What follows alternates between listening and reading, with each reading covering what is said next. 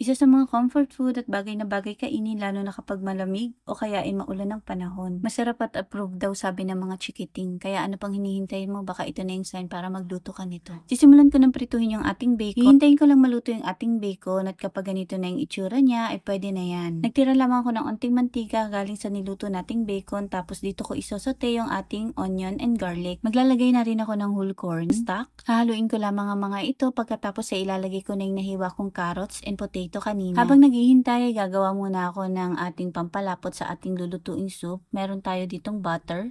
Tunawin muna natin ito, tapos lagyan natin ng flour. Sunod ko namang ilalagay yung ating cream corn. Yes, bukod sa whole corn, naglagay rin ako ng cream corn. Salt, onion powder, garlic powder, chicken cubes, red and green bell pepper. Yung all-purpose cream. Perfect talaga itong comfort food lalo na't maulan at malamig ang panahon. Masarap daw sabi ng mga chikiting. Kaya ano pang hinihintay mo? Itag mo na yung taong gustong magluto nito para sa'yo.